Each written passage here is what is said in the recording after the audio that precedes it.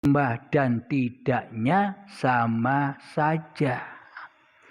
Inilah yang dinamakan astajib, pasti diterima karena hamba Allah itu lebih memandang Allahnya daripada memandang apa yang dimintanya.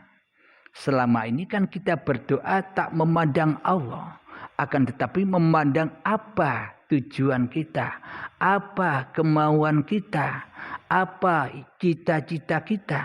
Kita tidak memandang Allah, akan tetapi memandang karepnya sendiri. Jadi yang dimaksud astajib lakum itu relanya hati, diposisikan apa saja oleh Allah, hati selalu rela. Maka itulah yang dimaksud astajib. Karena bagi hamba Allah, ia akan malu untuk berdoa.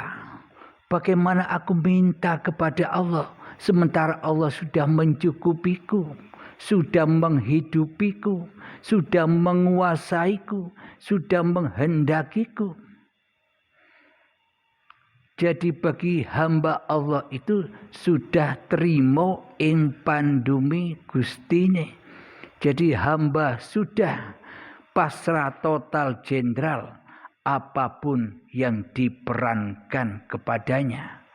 Seperti pewayangan itu kan tidak ada yang sama perannya. Peran ribuan wayang yang kita saksikan di pagelaran wayang itu kan tak sama. Masing-masing ada perannya sendiri.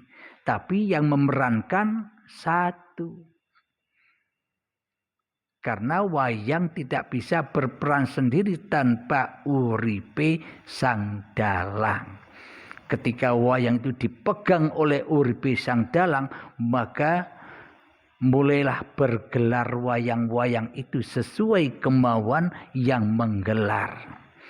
Jadi bagi hamba Allah sudah aman hatinya dari gelar-gelar apapun, dari posisi-posisi apapun, karena sudah kembali kepada sang dalang. Selama ini kan kita seolah-olah jadi wayang yang bandel, wayang yang bangkang kepada sang dalang. Wahai dalang, aku tidak butuh engkau. Engkau gaib saja. Aku bisa jalan sendiri, aku bisa hidup sendiri, aku bisa kerja sendiri, aku bisa mencukupi kebutuhanku sendiri. Selama ini kan begitu di dalam hati kita. Ibaratkan wayang yang lepas dari dalangnya. Maka dari itu bagi wayang yang sudah bertobat datang kembali kepada sang dalang, wahai dalang, engkaulah penciptaku, engkaulah yang membuat aku, engkaulah yang memerankan aku, engkaulah yang mencukupi aku datang kepadamu dengan rela dan ridho apapun yang kau perankan kepadaku. Inilah hamba-hamba yang sudah rela dan ridho kembali kepada Tuhannya. Ya ayyatuhan nafsul mutmainnah, wahai jiwa-jiwa yang tenang. Bagaimana mungkin jiwa kita bisa tenang sementara di dalam hati kita tidak bertuhan, melainkan mentuhankan hawa nafsu kita sendiri selama ini, maka selamanya hati kita tidak akan tenang. Bagaimanakah caranya agar hati bisa tenang, bisa mutmainnah? Caranya hanyalah irji'i ila rabbiki radiyatan mardiyah. Pulanglah, rojiunkanlah dirimu dengan rela dan ridho kepada Tuhanmu, maka Allah pun akan meridhoimu. Inilah jalan ketenangan itu. Jadi jalannya bukan dengan jalan yang seperti sholat, puasa, memang itu jalannya. jalan siratal mustaqim. Akan tetapi bila kita belum mengenal Allah, bagaimana mungkin kita bisa sampai kepada keridhaan Allah?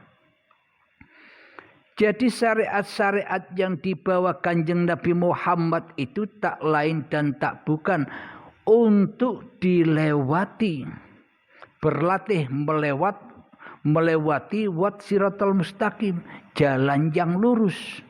Akan tetapi selama ini kita meskipun melaksanakan syariat-syariat yang dibawa oleh Kanjeng Nabi Muhammad sallallahu alaihi wasallam, kita berkhianat di dalamnya.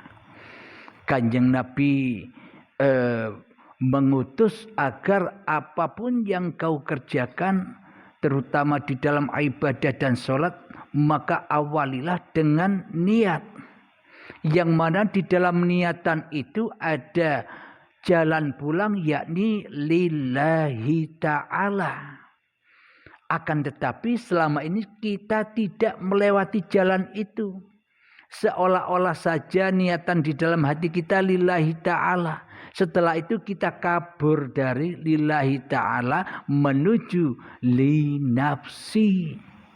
Sehingga diakuilah semua apa yang dilakukannya sebagai lakunya. Sehingga sholat diakui sebagai sholatnya, ibadah diakui sebagai ibadahnya, maka ia sudah berkhianat dengan inna sholati wa nusuki wa mahyaya wa mamati lillah. Kan banyak berkhianatnya kita selama ini karena tidak mengenal Tuhan yang mentuhani diri kita. Alhamdulillahirabbil alamin. Saya kira saya cukupkan di sini pengajian malam ini. Selebihnya ada tanya jawab. Monggo silakan yang mau bertanya silahkan. Monggo. Ada pertanyaan?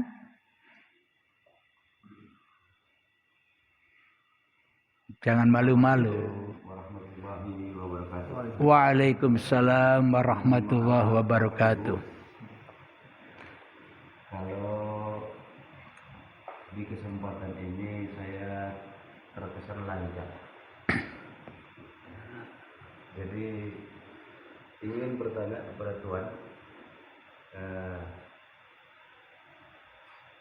bagaimana sih sesungguhnya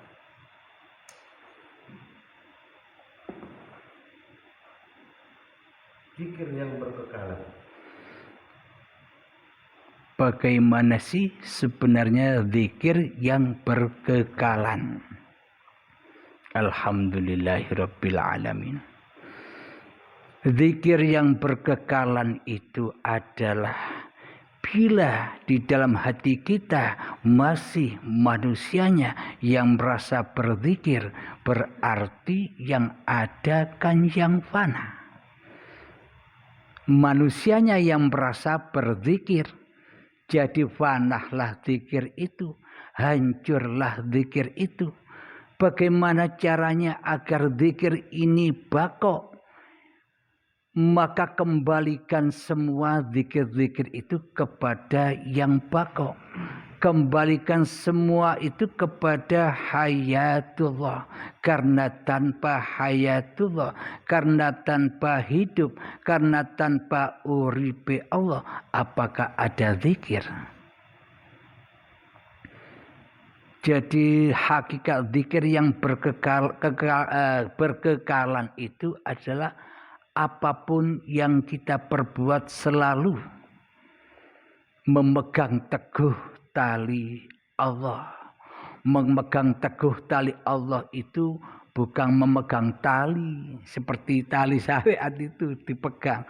Maksudnya berpegang tali Allah itu berpegang teguhlah di dalam hati bahwa hidup ini Allah. Itulah zikir yang berkekalan. Karena yang maha kekal, yang menyelenggarakan atau yang memerankan setiap makhluk-makhluknya. Jadi zikir yang kekal itu adalah manusianya yang sudah tak merasa berzikir lagi. Bagaimana mungkin manusia bisa berzikir tanpa Allah? Berarti selama ini yang berzikir siapa? Ya kan? Kita bisa bilang subhanallah, alhamdulillah, wa la ilaha illallah, wallahu akbar. Tapi di dalam hati kita masih merasa manusianya yang berkuasa atas zikir-zikir itu. Ya terbakarlah zikir itu, ya hancurlah zikir itu. Karena yang menjadi Tuhan bukan Allah di hatinya, maka fana. Karena yang disembah, karena yang wujud di dalam hati kita yang fana. Bagaimana zikir itu bisa kekal? Maka kembalilah kepada yang kekal. Sadarilah bahwa tiada Tuhan selain Allah. La ilaha illa ana. Itu bagi orang-orang yang sudah sampai. Tapi bagi orang-orang yang belum sampai, ananya ini masih ananya makhluk. Masih sayanya makhluk. Saya yang berzikir, saya yang bisa ibadah. Jadi selama ini bila begitu kejadiannya, maka kita selama ini tak terasa telah mengkhianati apa yang diajarkan oleh Kanjeng Nabi Muhammad sallallahu alaihi wasallam. Kanjeng Nabi Muhammad saja, Muhammad bukan kamu yang bisa melempar, tapi aku yang melempar. Muhammad bukan kamu yang bisa memanah, tapi aku yang memanah. Bila ini dijabarkan, Muhammad yang zikir itu aku, bukan kamu. Muhammad yang bisa sholat, yang bisa ibadah, yang bisa bekerja, yang bisa duduk, yang bisa mandi, yang bisa memasak, itu sebenarnya aku. Uripe Allah. Kamu itu hanya wayang. Maka dari itu Muhammad Rasulullah junjungan kita, Nabi besar Muhammad itu adalah contoh suri tauladan bagi seluruh manusia agar kembali kepada kedudukannya, yakni sebagai yang diperankan, bukan sebagai pemeran. Sebagai yang diaktori, bukan sebagai aktornya. Kira-kira bisa dipahami? Alhamdulillah. Ada pertanyaan lagi, silakan. Ya, silakan. Apa? Ini pertanyaan ini kan bukan Pak sebenarnya kan. Iya. Jadi tanyanya kan biasa-biasa saja lah cakap kita. Kalau cakap yang berkenaan dengan hukumnya ini kira-kira kan agak payah. Jadi untuk akuanya. mendengarkan kira-kira kan keterangan kiai ini tadi sudah disebutkan kan mengenai soal hamba ini tidak ada apa-apa. Hamba itu nggak bisa mengerjakan apapun selain Allah yang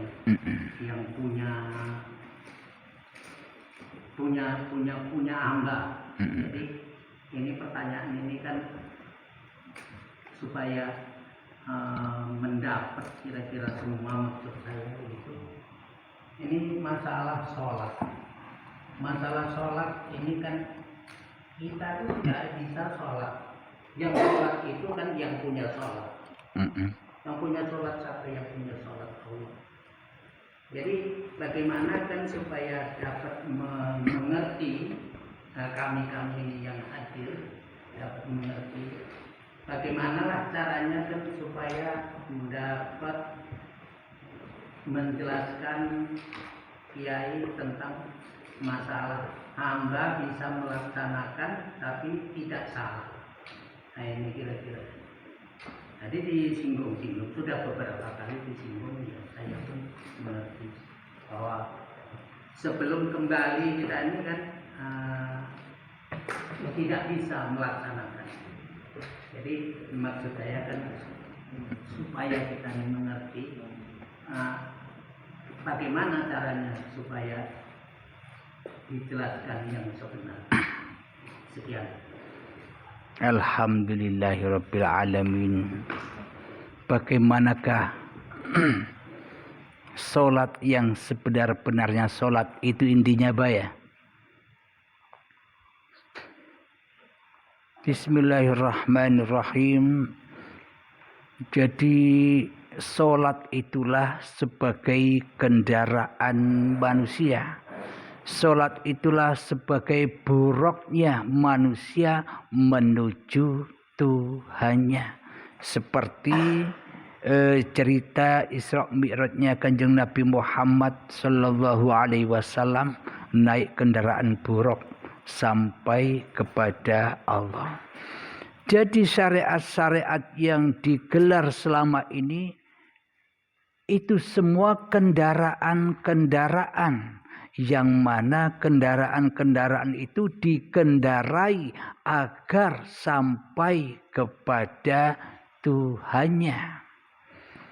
Jadi badan ini pun juga kendaraan. Duduk ini pun juga kendaraan.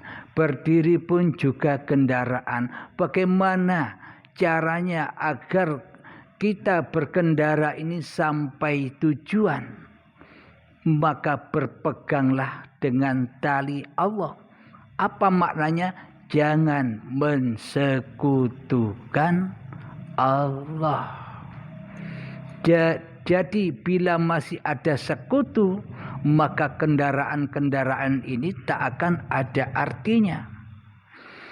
Jadi syariat menurut syariat ya sholat, ibadah dan sebagainya. Akan tetapi hakikat dari syariat itu sejak bangun tidur sampai tidur lagi itu syariat.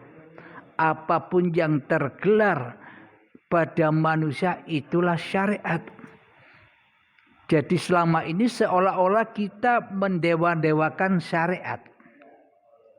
Padahal sejatinya syariat tak ada. Tidak ada syariat itu. Sejatinya, sebenarnya. Mari kita kaji. Kok bisa syariat itu sebenarnya tidak ada? Sebenarnya syariat itu tak wujud. Tanpa torekoh. Jadi wujudnya syariat itu karena adanya torekoh. Tanpa adanya toreko syariat takkan pernah ada. Jadi syariat menurut Allah ini yang wujud selama ini segala sesuatu itu kan syariat. Apapun yang Anda lihat, apapun yang Anda pandang, semua itu syariat. Bisa kita wujudkan. HP, gelas, kursi, bangunan, semuanya wujud. Tapi syariat itu takkan pernah wujud tanpa torekoh. Berarti syariat kalah wujud dengan torekoh. Karena dengan torekoh syariat itu wujud. Apa sih torekoh itu? Torekoh itu adalah alat panca indera kita. Mata ini. Perjalanan dari sini ke jaga ini. Perjalanan dari sini ke segala sesuatu, ke gunung, ke mobil, ke sawah, ke hutan. Inilah torekohnya, panca indera. Tanpa panca indera maka syariat takkan ada. Jadi kiblatnya syariat kepada torekoh. Jika torekohnya tak ada, syariat pun tak ada. Nah, toreko pun juga begitu. Tanpa hakikat toreko juga tidak ada. Bagaimana mungkin syariat lebih unggul sementara hakikat syariat itu tidak ada. Nah, torekoh pun begitu. Bagaimana mungkin torekoh mengaku-ngaku lebih unggul bila tanpa hakikat torekoh tidak ada. Apa makna hakikat ini? Babakan hati ya.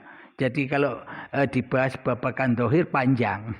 Jadi babakan simpelnya. Hakikat itu apa sebenarnya? Hakikat itu adalah badan-badan kita. Inilah hakikat. Jadi segala sesuatu yang kita pandang tanpa diri kita, ya tidak wujud. Jadi adanya segala sesuatu itu karena adanya diri kita. Tanpa diri kita, mereka takkan pernah wujud. Segala sesuatu takkan pernah wujud. Jadi segala sesuatu itu kiblatnya kepada badan ini. Ya kan? Tanpa Anda dilahirkan ke dunia ini kan tidak tahu apa-apa. Karena tahu apa-apanya karena Anda diwujudkan, dihadirkan, diciptakan.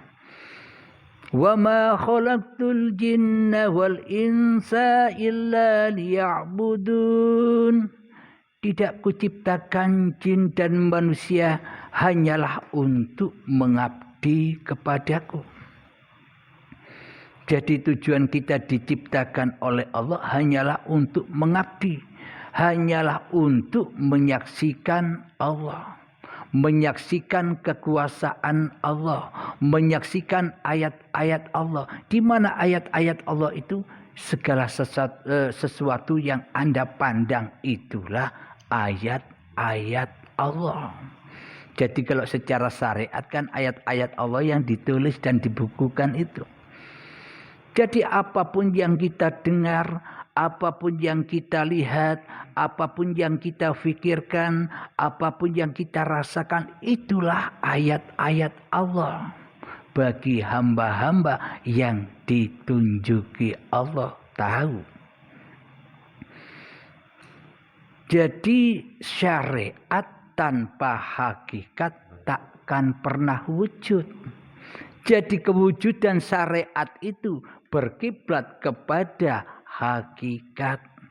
Jadi kewujudan apapun yang kita lakukan, sholat, zakat, puasa, haji, itu kan syariat. Tanpa badan, apakah ada itu semua? Jadi adanya semua syariat-syariat yang kita kerjakan karena adanya wujud diri manusia kita. Itulah hakikatnya. Jadi hakikat pun hakikatnya tidak ada. Badan kita ini pun hakikatnya tidak ada tanpa makrifat. Jadi lebih wujud mana syariat dengan makrifat?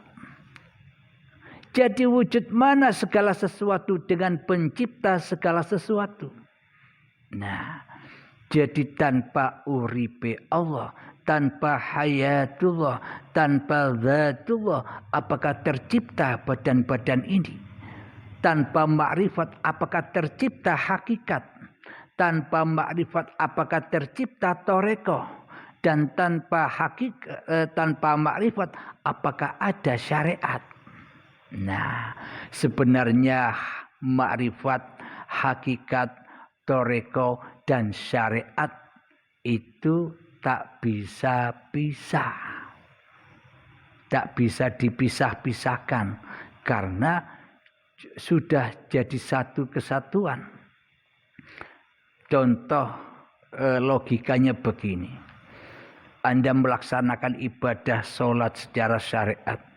Tanpa hidup apakah Anda bisa sholat? Tanpa hidup apakah Anda bisa berzikir? Tanpa